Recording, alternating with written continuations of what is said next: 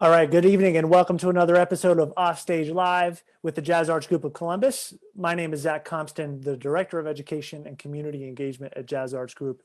And we're so thrilled that you're here with this episode celebrating the great B3 organ tradition and in particular, the legendary Hank Marr. We want you to know that we are innovating at Jazz Arts Group. We're doing everything we can during these times to come up with content and keep our audience engaged. We are working with schools, with students, with teachers, and we're continuing to do our great work at Jazz Arts Group. With that being said, nothing is easy during these times, and if you are able, please consider giving a gift to Jazz Arts Group via www.jazzemergencyfund.com. Your gifts will support our efforts toward the innovative things that we're trying to do to keep the arts alive, to keep the jazz scene going in Columbus. From all the education work to the Columbus Jazz Orchestra, our Jazz Arts Group Presents series, Jazz at the Lincoln, and all the other programs that we provide as a nonprofit organization here in Columbus, your gift will go a long way. So please go to jazzemergencyfund.com in order to give a gift during these times. We also want to let you know that on June 10th and 11th, if you were to give via the Columbus Foundation's Big Give, there's an advantage to doing that. The Columbus Foundation amplifies your gift by adding additional support during that event. It's not a match, but it is a percentage that will be added to each gift, and the credit card fees will be waived during that time. So if you would like to donate during that time, that will serve all the better toward our cause as well. Okay, without further ado, we are diving into the topic of the late, great Hank Marr. When I was coming to Columbus, it was just after Hank had passed, and it wasn't long before I was hearing from every musician I would run into that was a part of the Columbus scene about Hank Marr, about Hank and his amazing playing, his teaching, his mentorship. Born in 1927, he was a self-taught musician, jamming in the neighborhood of Flytown in the near west side of Columbus during his teens with the likes of the great Rahsaan Roland Kirk. He had no formal training until he returned from the military in 1948, and he began attending Ohio State University for music on the GI Bill. But then Hank would go on to perform with the likes of Louis Jordan, Cannonball Adderley, Rusty Bryant, Dexter Gordon, Frank Foster, and others. His recording Live at the 502 received 3 stars in Downbeat magazine. His tune, The Greasy Spoon, was a hit for him and fellow Columbus saxophonist Rusty Bryant. He and Rusty were a pivotal part of shaping the budding career of Nancy Wilson, who was fresh out of West High School here in Columbus. And Hank would go on to become the first African-American music director of a show in Las Vegas with the great comedian, musician, and actor George Kirby. The city of Columbus on August 12, 1990 named that day Marvelous Hank Marr Day. And we're here with 4 of Hank Marr's bandmates, and we are so thrilled to be sharing their stories. I want to spend this time just hearing the marvelous stories of the great Jim Rupp, Kevin Turner, Tom Carroll, and we're working on the technology to get Miss Mary McClendon in here. But Jim, Tom, and Kevin, go ahead and unmute yourselves and say hello. Hey, Zach. Thanks for having me. This is pretty cool. It's so great to see all of you. As I was saying in the intro, Hank Marr was not somebody that I had the pleasure of knowing, but man, it was so quickly that every musician I would run into had a Hank story. And those stories run really deep. And with you 3 gentlemen, and hopefully we can get Mary on here, those stories are immense. And it's really incredible what a legacy somebody like Hank had. Before we get started with some conversation, I want to play a little clip so that you can see Hank in action. We have a clip from a concert at the 501, which is now Park Street Tavern. Jim Rupp, Tom Carroll, you two, along with Hank Marr. And you get to see a little bit of Tom's solo, and then you get to hear Hank do something that I think everyone loved to hear him do. And you'll hear the audience responding very feverishly with what Hank's doing. This is City Lights.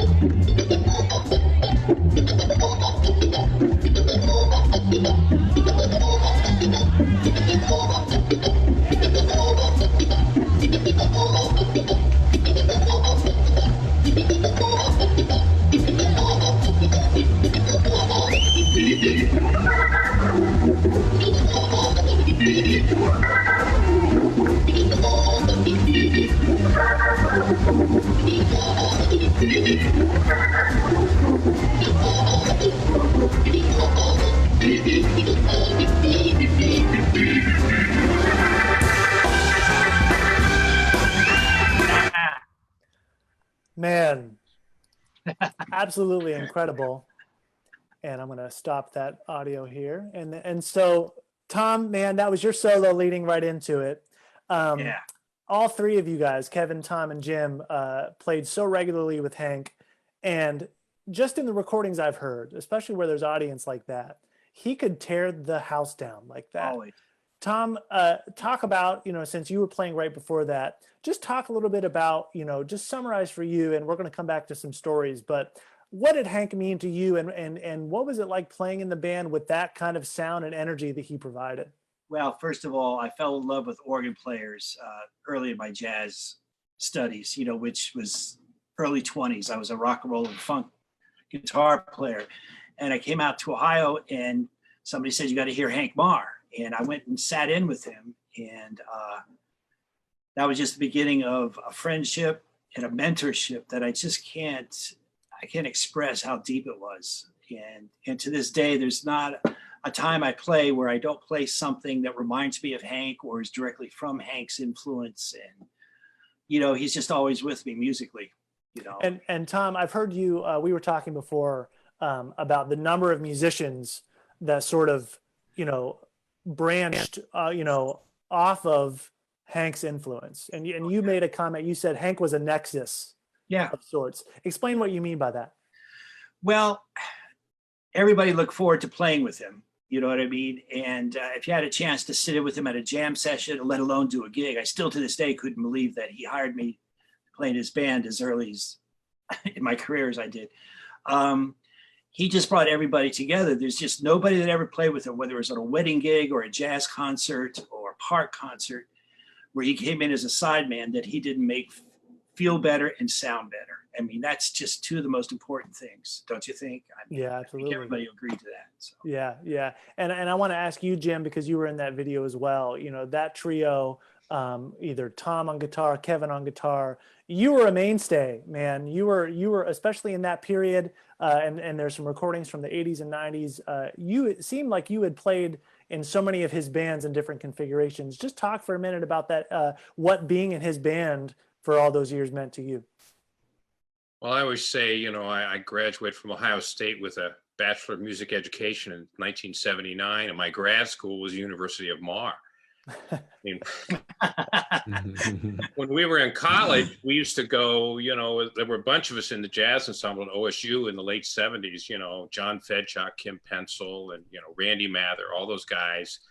And we would go to the Anchor Inn because Hank was playing there with Rusty, and it was either Billy Brown or Tony Martucci on drums, and it would be Mary or Jeanette or maybe Deborah Rothrock sometimes. And it was like, that was where the whole band at Ohio State would go to hang. And every once in a while I got lucky, Billy or Tony would let me sit in. So that was, and it was a different experience. It's different playing for a drummer playing with an organist is slightly different because a bass has a real ictus, kind of a point to the sound but an organ has this round bass line. So it felt at first like I was kind of sliding a little, but after a while I realized Hank's time was so impeccable. Oh man, yeah. Yes, he had the best time of any organist. I mean, you can hear on his tunes, nothing ever moved. Wow.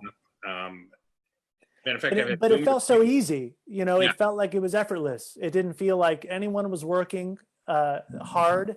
Hank had this sort of grin and sort of like, man, this, you know, it just had that relaxed quality, even though it swung so hard.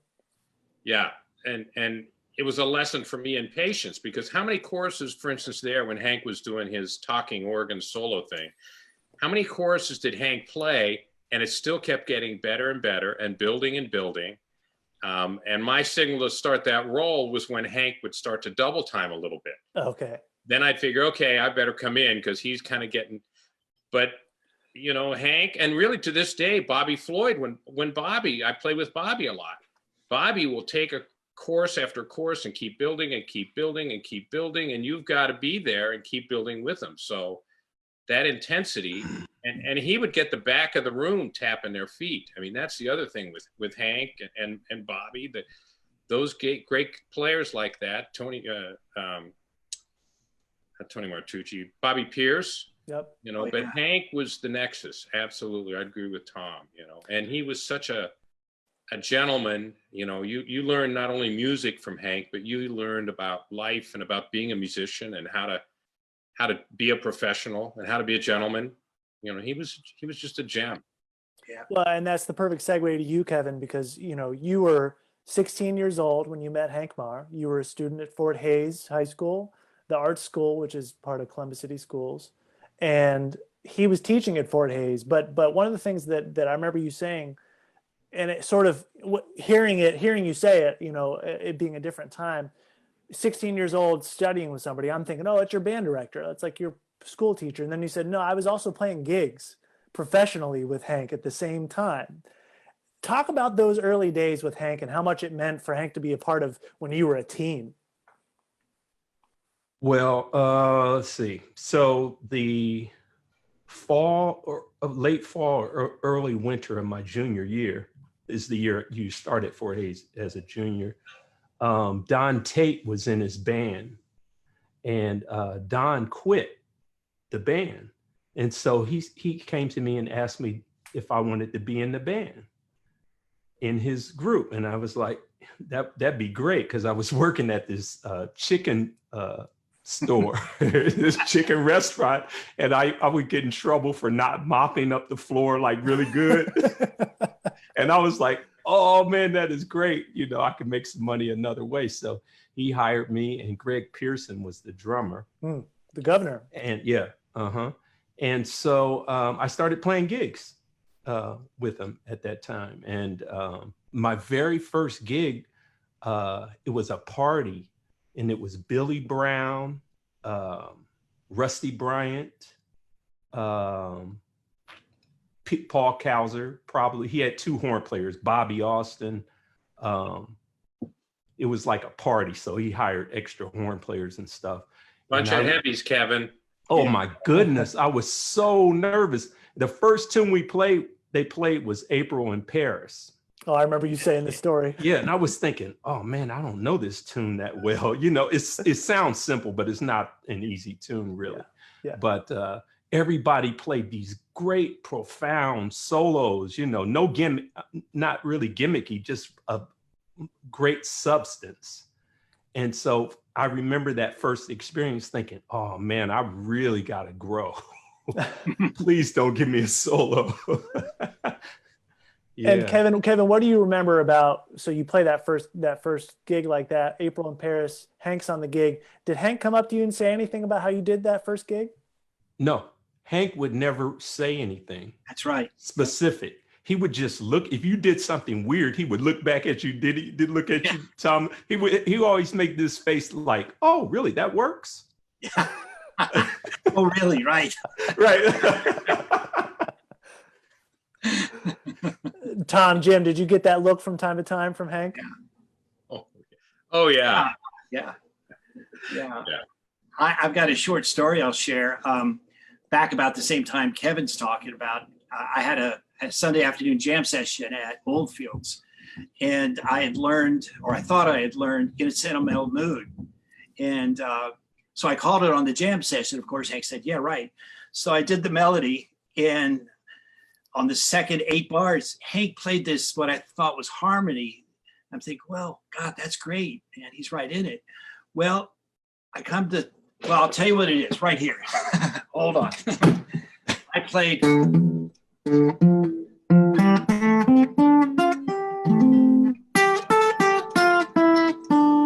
That's the wrong melody. He was playing the right one below me. So he was going.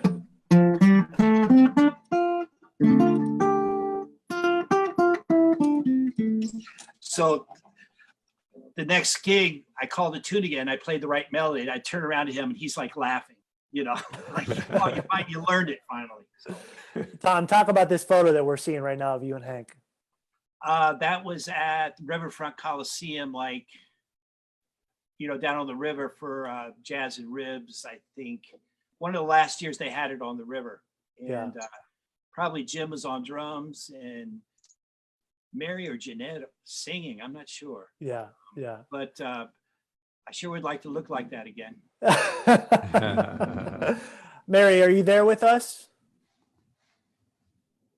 Hello, Mary. I see Mary. I'm not sure if she hears us. Well, we're going to keep coming back to you because I want to hear some Hank Marr stories from you. But Kevin, I want to show this photo. You had sent me an incredible photo of you playing with Hank. And I want you just to talk for a minute about the photo that we're seeing here.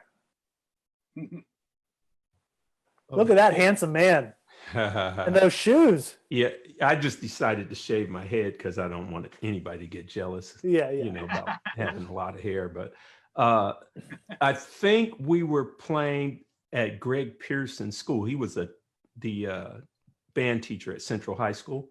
Mm. And I think he had some kind of event at Central High School, and we played there. I think that's what that is. And Hank, they didn't have a B3, of course. They had a Fender Rhodes.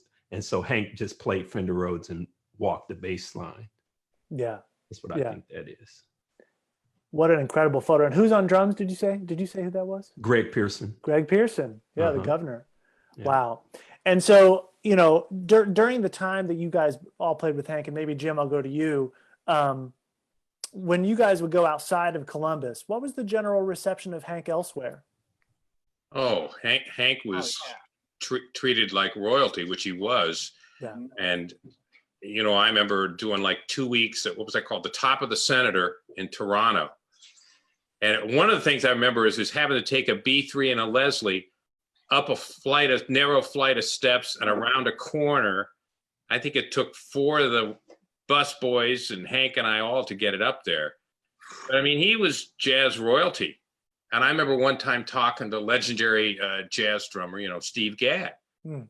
And Steve started talking about, oh man, when I was in school, in Rochester, I used to go sit in with Hank Marr and there was a circuit, they called it the Chitlin circuit. It was like, Rochester, Pittsburgh, Columbus, Indianapolis, Detroit, you guys fill in some other, but Hank would do that circuit, at one time. It kind of gradually faded away. But, guys, we could say how when in that era, there was a period there where the Anchor Inn, that's right there, it's 71 and Morse. Yeah. They had an organ trio downstairs, and we would alternate sets with another organ trio upstairs. Yep. So there were organ groups on both floors, plus there was, what was that, down Clyde's downtown. And, what was the place out on Allegheny, a spot out east? I mean, the organ was king. Right. And Hank was king of the organists. He sure was. Yeah. And Kevin, I remember you saying, you told me once that you had been thinking about it. And I think you said either there were 10 or 11 B3 organ players. There were probably about 15. At the same time in Columbus. Yep. Yogi Cowan, Jimmy Carter, Bootsy Carter, Bobby Pierce, Bobby Shaw, Jimmy Foster would come down from Springfield. Remember Bobby Jimmy Floyd. Foster? Bobby Floyd, Right. Tony Monaco. Right. Did I say Yogi? Yeah, I said Yogi. Yeah. Yeah. Yep.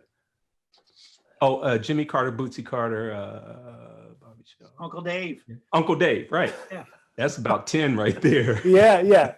And so I don't think people, especially, when you think about, and I came to Columbus for school sort of after that time period, but especially younger students now don't realize how important Columbus was with the B3 organ tradition. And I think also maybe the B3 organ as an element of jazz, as its own institution of how to play with the organ, is not something that a young jazz student that comes up is really thinking about.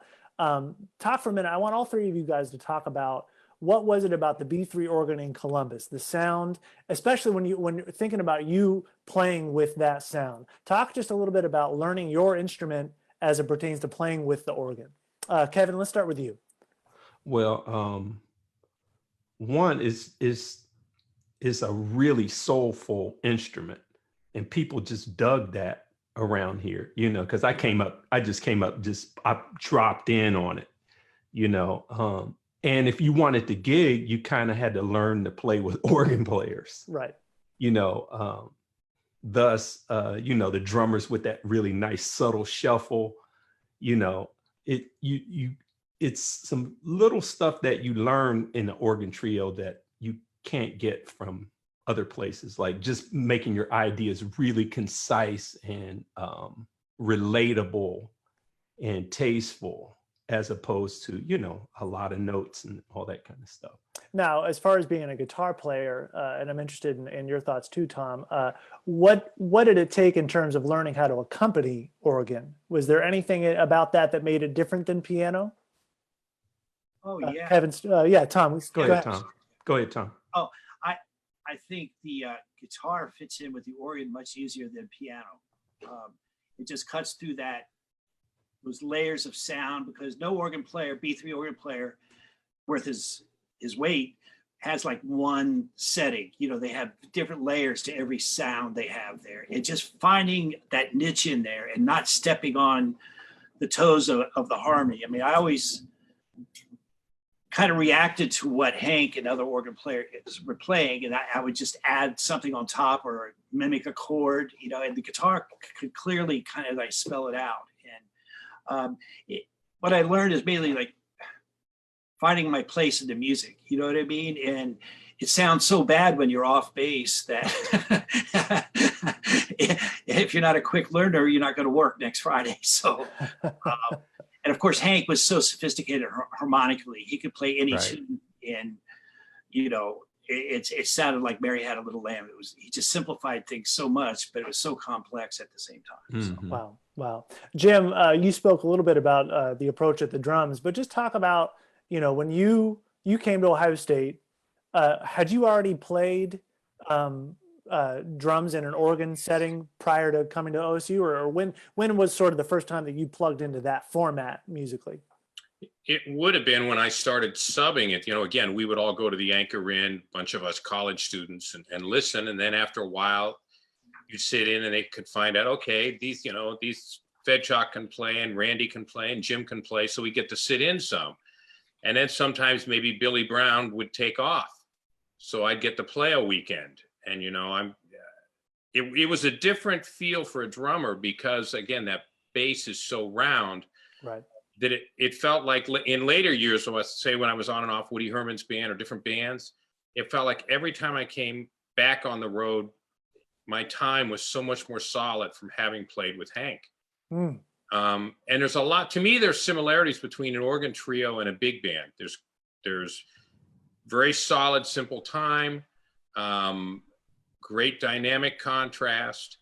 You're doing a lot of figures. I mean, think of, the April in Paris, which Kevin mentioned. I mean, Hank had the whole Count Basie chart. He could play B3. So you were almost like playing like Sonny Payne in the Basie band with Hank Marr and Kevin or Tom and, Gene or Rusty, right? Right. And so, and I'm surprised to hear you say that. I mean, I guess I'm not surprised, but when I think about what's going to make you a stronger drummer, going out with Woody Herman or Maynard versus playing in a trio setting, it sort of feels backwards to think that the strength in your time came from the trio, because you'd think driving the bus for a big band would be where that comes from. But you're saying that playing with Hank was as formative for your time as driving a 17-piece big band. I think more so. Wow. Yeah. Is there, from a drummer perspective, and of course I'm a drummer, so I could talk about this forever, but what do you find that you have to do differently from the timbre of your instruments? Because I've heard drummers talk about the bass drum becomes more important because it adds a little bit more of a percussive quality to the low end. Just talk a little bit about how you have to tweak your approach to the instrument.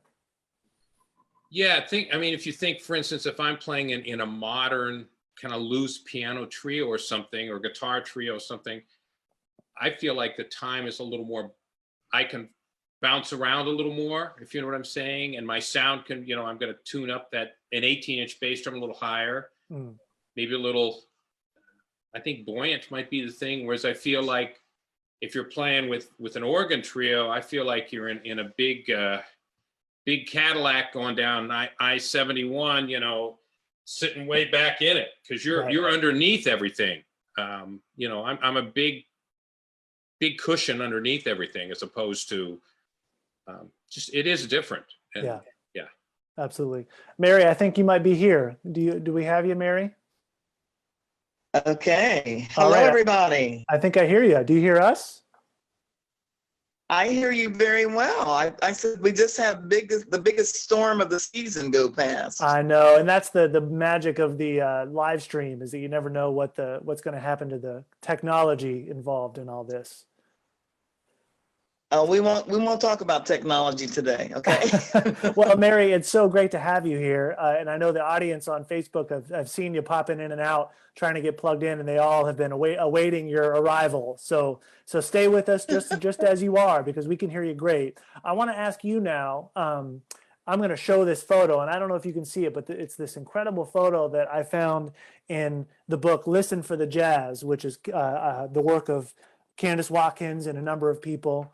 And I've got this incredible photo I want to show everyone. Are you with us? It keeps going in and out, but I'm back. Okay, well, I'm going to show this photo for the audience to see. I'm not sure if you can see that, but it's this incredible photo of you singing. I think Lee Savory's in the background. You got beautiful big hair, and you look like you're having a ball.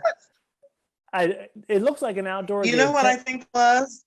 What was that? It was one of the first Jazz and Ribs festivals that was downtown, state downtown. It was the All-Star one. The All-Star one, Kevin? Uh-huh. That's what I think it was, because I remember that shirt and pants on Lee. That's a good memory, Kevin. Well, I have the photo, I think. Oh, okay. Very good. Yeah. So, Mary, if you're with us, talk just a little bit about coming up as a singer in Columbus. I know you played with a ton of different configurations, different bands, but talk about more specifically what Hank meant to you. Hank was certainly a mentor. I mean, he was the perfect gentleman. He was just, when I think of Hank, I just think of sweetness. He was so easy to learn from, Yeah. My early gigs, I was practically petrified to go on stage. But whenever I knew Hank behind me, it was like it made it easier, made it better. Back. He liked to learn new things. He liked to keep involved and to be current. He didn't mind learning different songs, different tunes. Sure. And I think just like that, I think we lost her there for a second. I want to go and I want to play a short clip from a tune that you're on there, Kevin. This is a recording that Hank did with you, the great Gene Walker, and of course, Jim, you're there on drums, and it's the record's called "It's 'Bout Time," and the tune's called "Chicken Pickin'," and it's great because you harmonize the melody there, and then you take the first solo. So I'm going to go ahead and play just a little bit of audio and from this clip here of "Chicken Pickin'."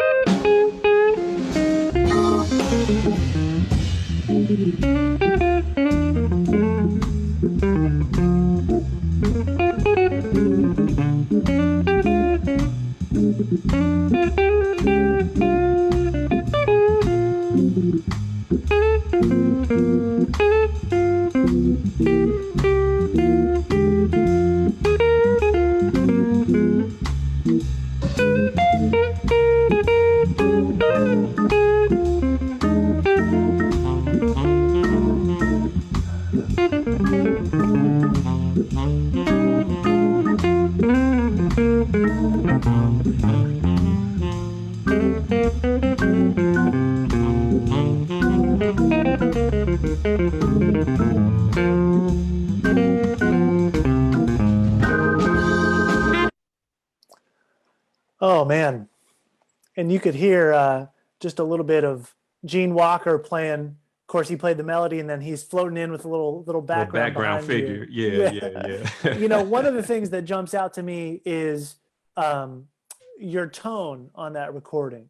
But the combination effect of B3 with Hank, Gene's, and I want to talk about Gene with all of you guys in a second, but Gene's big velvety sound, but your guitar sound, it's distinct, it stands out, but it's also so warm. Talk about if you can recall that session. Talk a little bit about that date, and just talk about your approach to blending in with the band in that way. Well, let's see. What's the question again? The first part of it? Yeah, just talk about if you recall the date, you know, and recording that It's About Time record, and just getting your tone on that. Oh, okay. So the tone is really kind of derived. It was that the organ trio guitar tone, like as Tom would agree with me on this, was already defined by like Kenny Burrell, George Benson, Pat Martino, Yeah. you know, and Grant Green, you know, those guys, and Melvin Sparks, and you know, those guys kind of already, Thornell Schwartz. It was already, so I was just trying to sound like a guitar player in an organ trio. Yeah. And so it was really nothing really special about that. But, And do you recall that date, the It's About Time session? Yes, I do. Yeah, talk a little bit about that. The one thing that Hank told me before we got started, he goes, "Hey, Kevin, make sure you play bluesy."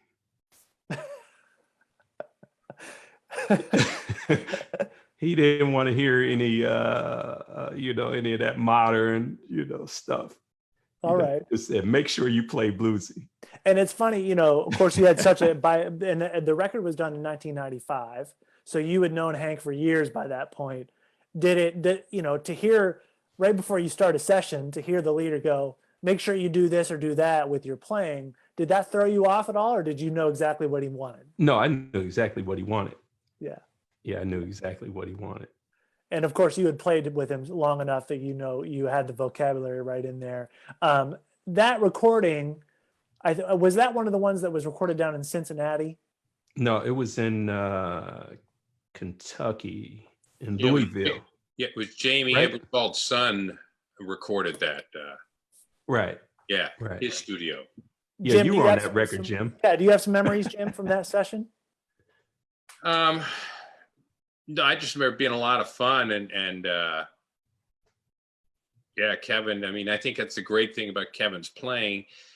You know, that's, I think, the great blend. You've got this organ, which is kind of the middle of the sound spectrum, and the bottom, and the guitar works so beautifully, like on his line, because it's on top of it. It adds the soprano voice. but that puts the pressure on the guitarist because that time has got to be impeccable. It's got to be right there with it. And Right. and those playing those kind of swung eighth notes like you did, Kevin. I mean, the time there just was perfect, and that's what makes it hard, especially those kind of tempos. Those I call those those are tough tempos.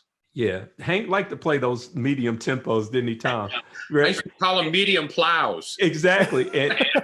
And guys would come to town and they would want to sit in, and he would test them out on like those slower tempos.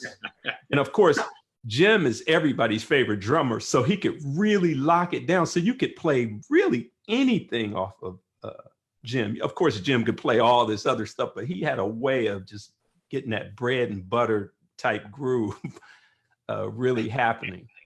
Yeah. And Hank loved them. Yeah. And Tom too, and Mary. Sometimes I just to be around to hear the bands with you guys in there, and you, Mary, as well with Hank. I want to talk for a second about Gene Walker. Gene was somebody that I did have the fortune of playing a little bit with and getting to know.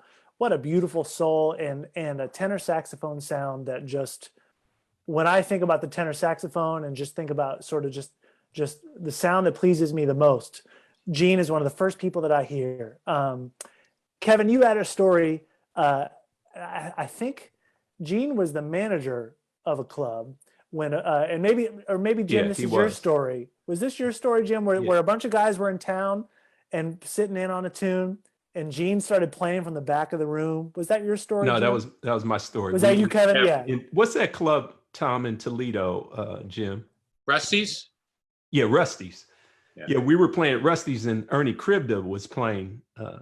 It was his gig, and the Ohio State Jazz Band. We went up there somewhere to play up there, so we visited the club that night, and Ernie Kribda was playing. You know, he's a great player, and so Gene went and got his tenor, put it together. He was in the back of the room, and they were playing "Well You Needin'" or something, and he walked up from the back of the room and was playing a solo, and everybody, the whole club just went nuts. And Jim, I think you have a similar story. I don't know if it was Woody's band or some guys. I remember you saying maybe Joe Lovano was there and others all sitting in on a tune, and Gene did a similar thing. Am I recalling that right? No, I think the story you're thinking of is the guys on Woody's band. We would pass around, Fedchuck and I would pass around tapes of Gene and Rusty and Hank and Gary Carney. The trombonist loved Gary Carney, who also played with those guys. And we were playing, I think it was the Park Hotel, and Rusty and Hank were right across Morse Road at, I think it was Coventry Steakhouse. And we did a concert till 10, and then everybody came over. And you can imagine, here's this club room, and all of a sudden about 10 or 12 guys come in, and half of them have horns. And Rusty was actually on that gig. Okay. Gene and Rusty had that big, beautiful tenor sound. I think there's a Midwest tenor sound. And those guys, you know, personified that both of them. Rusty and Rusty used to call Gene Little Jug. Gene Ammons. Yeah, he used to call him Little Jug. So all these horn players come in, and Rusty sees them coming in, and he looks out. He says, "Well, you fellas want to play a tune?" He said, "Yeah, Rusty, we'll play a tune." And he says, "Well, what tune do you want to play?" And they're kind of talking, you know. And these are some world-class, you know, players on Woody Herman's band. They say, "Well," and they're mulling about, and Rusty says, "Well, how about we play This Can't Be Love?" They say, "Oh, yeah, okay. So what key do you want to do it in?" And they're getting, "Well, I don't know." Well, finally, Rusty says, "Well, how about we do it in A flat?" He said, "Okay." So then Rusty turns around and counts it off. So every one of them played. There must have been 5 or 6 horn players played. And then Rusty stands up, and he doesn't play a note for like 4 bars. Then all of a sudden, he plants that horn in front of him, and he plays 8 bars, and it blows them all away. And the Barry player on Woody's band, Mike Brignola, was sitting over there, and afterwards he said, "You realize, Jim, that Rusty called them up. He ended up calling the tune. He called the tempo. He called the key. He let all of them play. Then he left a little space. Then he gunned them all down." I love that, and it speaks to that you know, I don't know if it's a Midwest thing like you were saying, but just that soulful sound, and you have to think that the E3 tradition feeds the horn tradition and influences the guitar tradition. They have to be Yeah. they have to be interwoven, wouldn't you say, Tom? Oh, definitely, definitely.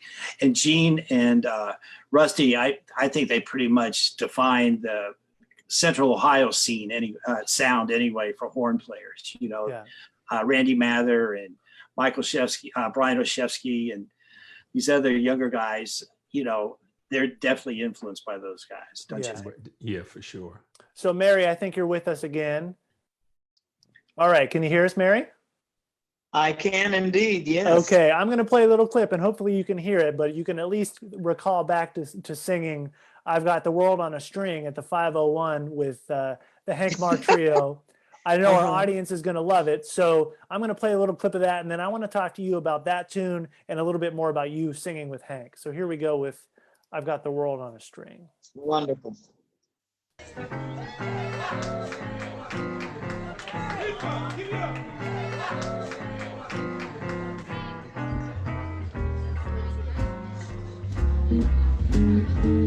Hello, Columbus. How you doing? Hello to you. You're looking good, looking well, looking swell. It's good to see you.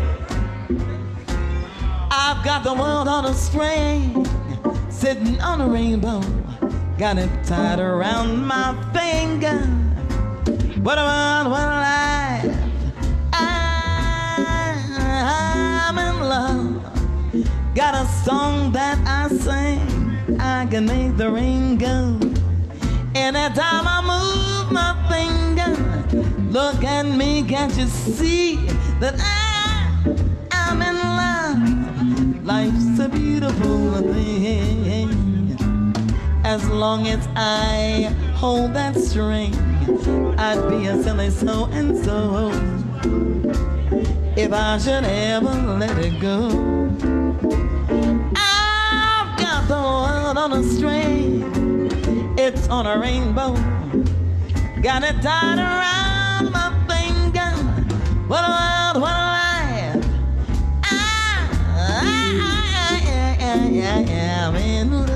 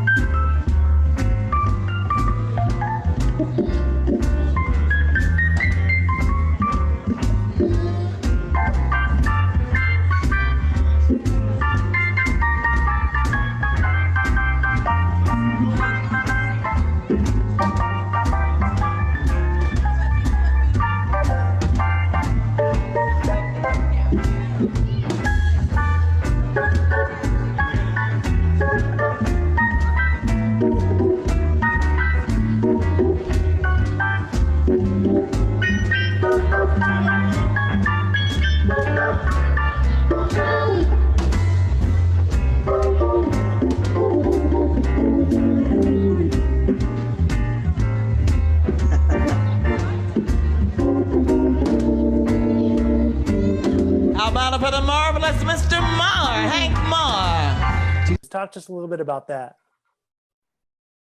Oh my goodness, that was one of the favorite songs that I used to do with Hank, and another one would be "I Thought About You," and he actually introduced me to that particular song because it was a song that was played when he was a young man going off to war. And riding the trains. You know, back in the day, everybody traveled across the United States by rail.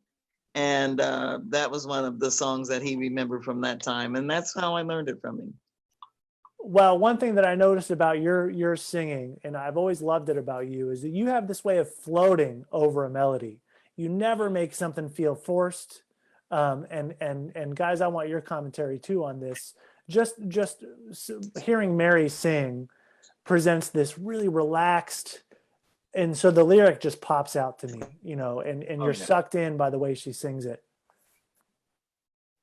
Yeah, one of the first gigs I said one of the first gigs I did in Columbus, and it was somewhere down in like South High, like the brewery, where the brewery district is now. And I remember Mary was on it, and I was in college, and I thought, holy cow, who is this lady? I mean, it was it was jazz personified in a singer. I mean, you know, I'm still a huge fan of Mary, and you can hear the phrasing, how she bends notes, but she doesn't, it's not overdone. Yeah.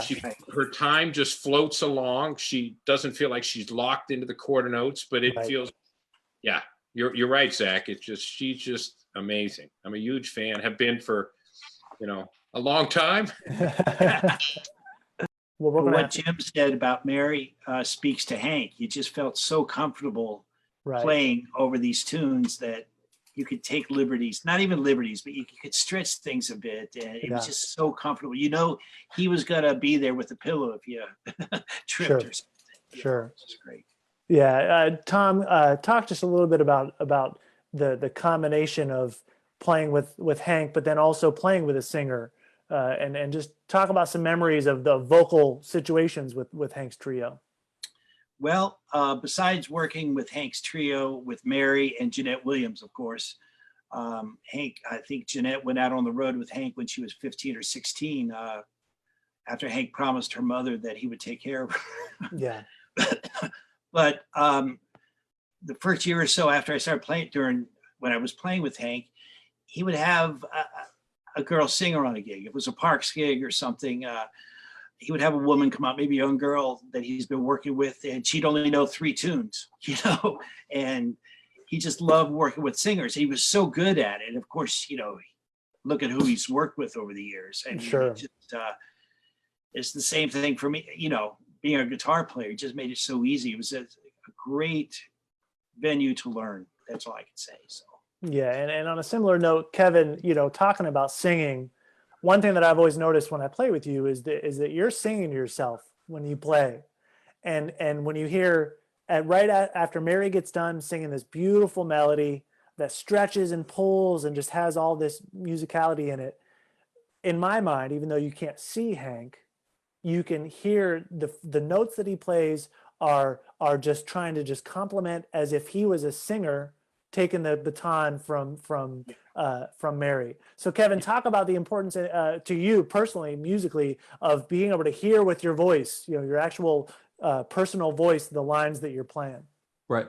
You know, Hank was so melodic. If you notice all his solos, they were you don't hear a lot of really fast stuff, but they were so melodic that you couldn't follow it with garbage. Like if you had the solo next, there's no way you could, you had to come up with something that was singable. So I started singing along with my guitar to make sure that I'm not playing guitar licks. Sure. You know what I mean? Sure. That I'm actually playing melodic stuff, because they were all really melodic, and you would just kind of stick out like a sore thumb if you didn't come behind that with some melodies. Right. Jim, I would suspect that it's a similar case with you.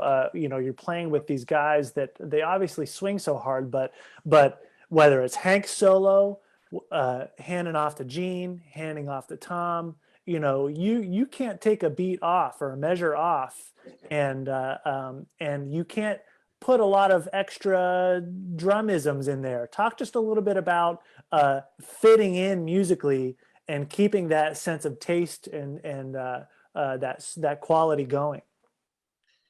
Yeah, and I can remember a couple times playing with Hank and Rusty, and I can remember Rusty once where I was like doing my latest, you know, Tony Williams lick I'd been working on, and Rusty kind of turns around and looks at me as if to say, "Don't do that, don't do that." Yeah. in a nice way. Yeah, he just wanted it swinging hard and how to shape the groove. Here's another interesting little tidbit. Think about it when Hank did that talking organ thing on that tune from Live There, and then that Hank sound after Mary sang. The sound and his settings was huge, the variety he had there. And I remember a few times seeing organists, young guys, come up to Hank. They were going to kind of start looking. I know what you're going to say. Yeah, they would want to be looking at his sounds, and Hank would kind of he'd lean forward to shake their hand, and he'd push his drawbars in. He didn't want to give away those settings. Yeah. Wow. Yeah. And so that's just speaks to the personal quality of the organ. And I suspect that if you had Tony Monaco, Bobby Floyd, Linda Dactyl, they'd all kind of, first of all, probably be reticent to share a lot about their settings, but then they'd all probably be different, wouldn't you say? Mm-hmm. Yeah.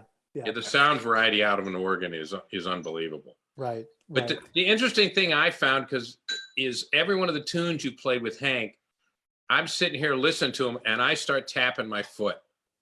Yeah. Right. If it doesn't get you moving, you're dead, I think. Yeah. And it really says a lot about the tradition of jazz in Columbus. I wasn't around for the heyday of all those organ players, piano players. Some of the venues that have come and gone, it's incredible. So many more venues came and went before I even got here than have come and gone in the time that I've been here. Right. But it would seem to me like Columbus really has its own identity. That this B3 tradition really sort of was the foundation of that sound. Tom, I want to hear from you about, as I mentioned in the intro, Hank was the first African-American music director on a show in Vegas with George Kirby. And you said last time we spoke, you had a George Kirby and Hank Marr story. Yeah, I mean, Hank, would never brag, but on breaks or writing to gigs, we get to talking and he'd talk about the old days or whatever, and he told about playing Vegas, directing the orchestra for George Kirby. And he said sometimes on the breaks, they'd be back in the dressing room and then these comedians would show up like Red Fox, Buddy Hackett, Shecky Green, Bill Cosby, and all these guys crowded this little room and they would like start trying to outdo each other with jokes. And it's just, stuff that they wouldn't or couldn't do on stage, and little things like that. I mean, it just, every once in a while there'd be a little gem he'd throw out, And another aspect, there's so much complexity and musicianship. Hank was a great arranger, and in my years as the librarian for the Columbus Jazz Orchestra, I came across so many Hank Marr charts. Yeah. Pull something for the band. Oh, I don't know what this chart is. Arranged by Hank Marr. Tunes written by Hank Marr. Kevin, talk just a little bit about. Did you have experience with Hank the arranger? Yeah. For our high school jazz ensemble, and by the way, guys, I played tenor saxophone in that ensemble. I was horrible. I never knew this, Kevin. Yeah, I hid that from you guys. I wanted you guys to think I was talented. So, but Hank used to write all our jazz band arrangements because we had a weird instrumentation, and he did all the arrangements. That's how I experienced Hank's arranging stuff. There you go. When I was in high school. And his arrangements have the same sense of taste and class and discretion. He didn't write the whole kitchen sink into anything. Yep. Even his lead sheets for a tune would be simple with maybe one or two little hooks, and it would just make all the difference. Mm-hmm. And so with that regard, any of you guys that can recall, what was learning a new tune or adding something new to the repertoire like? Did you go through a rehearsal process? Were there charts? What was that like? Well, for me, most of the time, Hank just did standards, except during the disco era, we did like Donna Summer's tunes. Hey, you guys, what's that hotel on, it's a one-way street. It used to, downtown, and there's a parking garage that goes under. I forget the name of it, but there was a little lobby, a bar area in the front you could see out, downtown. But we played Donna Summer's tunes, right? And we actually rehearsed those. But in terms of standards, Hank knew every standard in every key. Yeah. I mean, he would ask the singers, and Mary could attest to this. He'd go, "Hey, what key you want to do this?" Yeah. And they say, A, whatever, and he'd just play it. I remember seeing Hank sometimes where a singer would come up and think she knew the key, and it would be the wrong key, and Hank would like in an instant modulate to her key. Yes. And it was like, where are you going? I'll catch you. And so for guitar players, would know what to do. Tom, what did that do for you? If you're getting ready to play a tune, the singer calls it in the key, you're like, okay, I got it. And then all of a sudden it starts and it's in a different key. What did that do for you in terms of having to react? It means jumping around for about a half a second. Yeah. The root or the fifth of the chord. Yeah. Yeah. Right, Kevin? Yep. Yeah. You got to find out what's happening real quick. Yeah. Right. So you guys, your education with Hank, with the exception of Kevin when you were coming up at Fort Hayes, but really, all of your education with Hank was on the bandstand. And that's why I thought having you on, we could have had so many, and we may even still do another group that has their own experience with Hank, speaking about certainly his Columbus Jazz Orchestra days and of course teaching at Ohio State. But certainly you guys have a little bit of a glimpse into who Hank was as a teacher. Maybe you didn't encounter him directly at OSU, but maybe start with you, Jim. What can you say about Hank, the teacher, or if not directly a jazz educator, a mentor to young people? Yeah, Hank was very gracious to me as a young player. And like Tom said, he really never told you what to play, but his playing kind of told you what to play. You realized if you were going to fit in and you listened, you'd figure it out. And he would give you the room to do that, I think. But like I said, real early on, I think the other thing was Hank taught you how to be a professional musician, and how to be a gentleman, how to pace tunes, how to pace a set. I remember one time, I was with Diane Shure and we were on some festival. We had to follow the Basie band, and Diane, 6 Grammy or whatever, how many Grammy winner, great singer. And we're there with a trio, and she's backstage and she's kind of rocking, and thinking, oh my gosh, Jim, how we got to follow the Basie band. She's real nervous. And I'm sitting there thinking, what would Hank do right now? Well, Hank would start with a ballad. He'd be the exact opposite. Yeah. And we did, and it was instant success. And then when you do something up, you're not competing with, know. Yeah. Right. So Hank, those lessons Hank taught, I think, about how to be a pro and how to think about playing music. Yeah. Hank would want to do a new tune that I may not know, and he'll say, well, just listen and pay attention, or something. I mean, very kindly. He put it very kindly and stuff, and he would lead you through it. And get everything on the bandstand and off, like Jim was saying, he led by example, I would think. And I think Kevin would agree. So yeah, for sure. Yeah. So go ahead, Kevin. One thing I learned from Hank, and I don't know if you guys experienced this, you probably did, but he would never pay you until his organ was loaded. Oh, I noticed that. I'm not the only one. So that's how you get help. That's how to get help carrying your B3. There you go. Maybe that's why he hired us young guys. That's right. That's how we got the gig. I remember moving that thing 3 times in one day. 2 Parks gigs on a Sunday, and then our Sunday night Crazy Horse gig. Wow. But we did it. I it's fine. I'd do it alone if I had to, but. Yeah. By the way, Hank he taught at Ohio State too.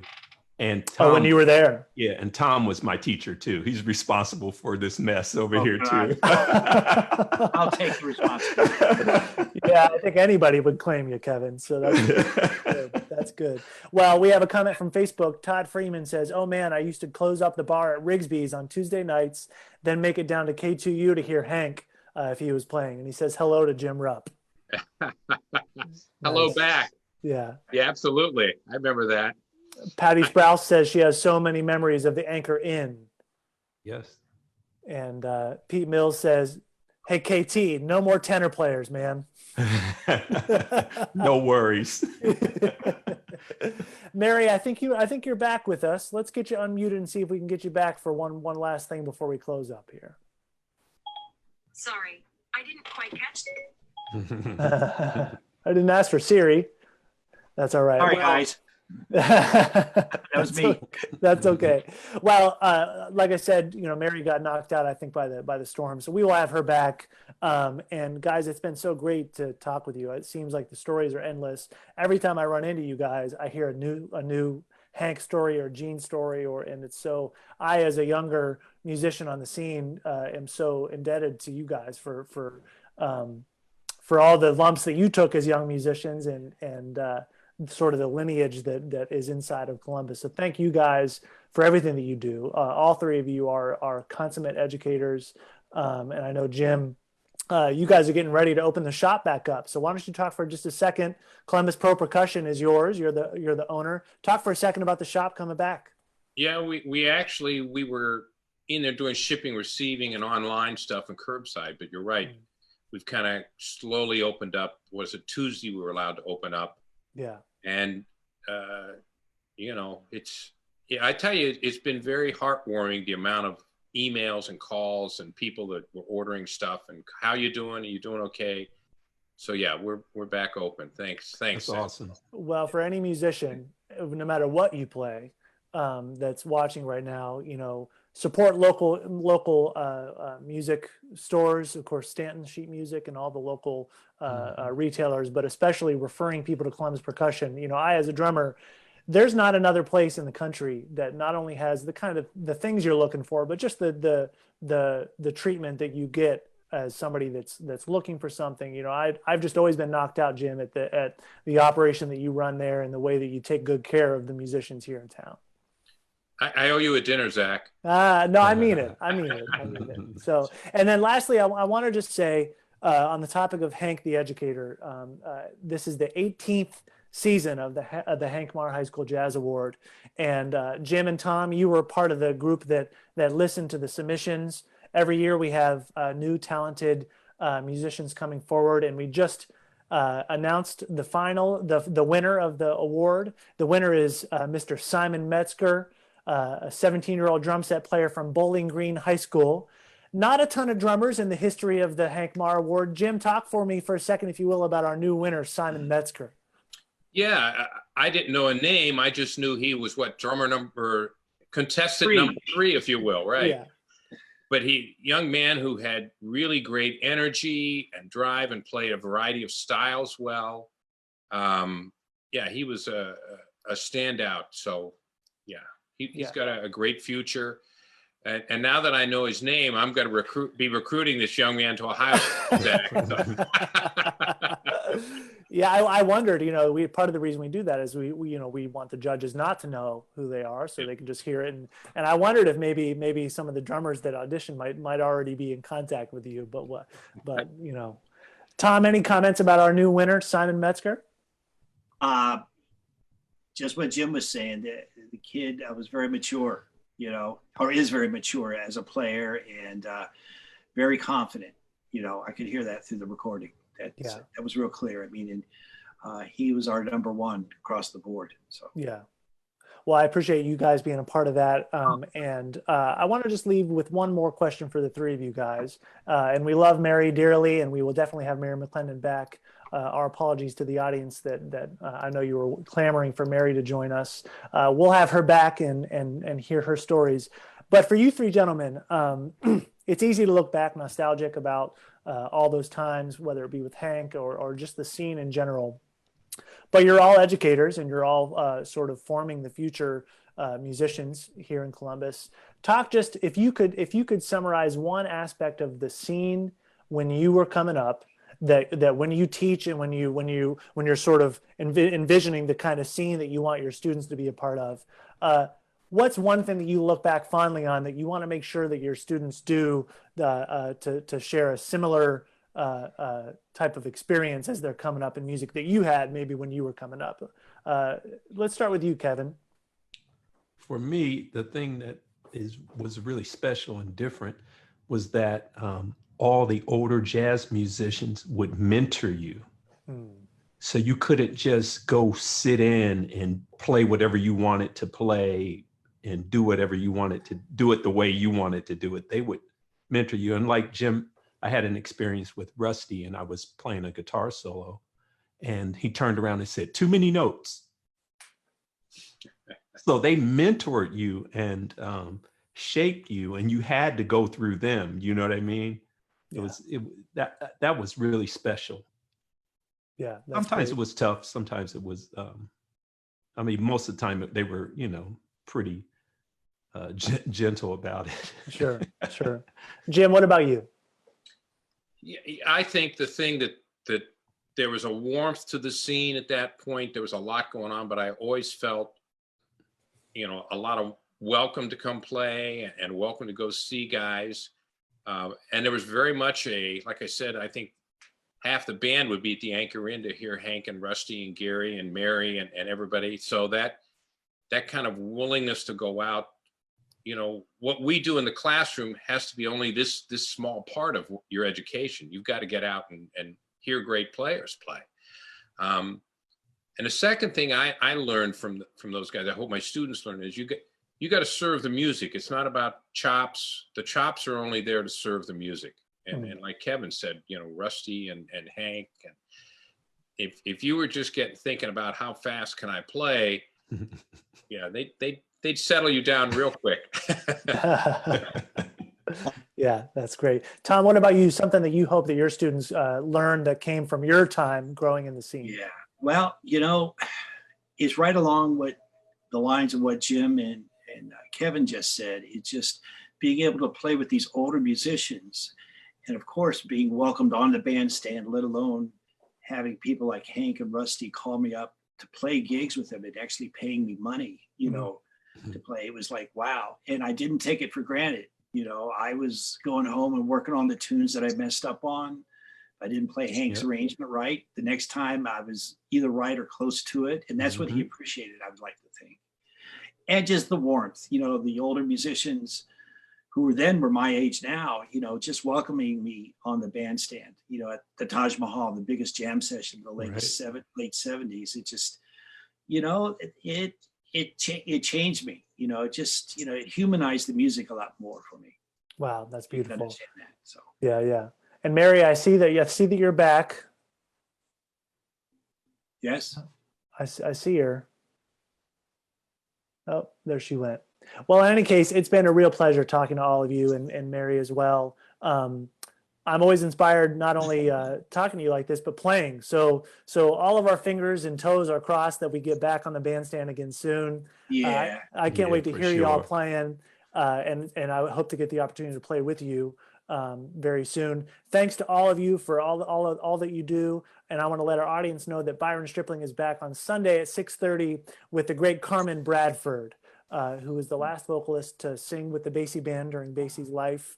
The incredible talent that has graced our stages here in Columbus many times. So please don't miss Byron Stripling, 6:30, along with Carmen Bradford on Sunday. Thanks to you, gentlemen, and we hope to see you very soon. Please stay safe. Thanks, Zach, thanks for all you do. Thanks. This is great project. Thanks, Great job. everybody. Take Yeah. care. Take care.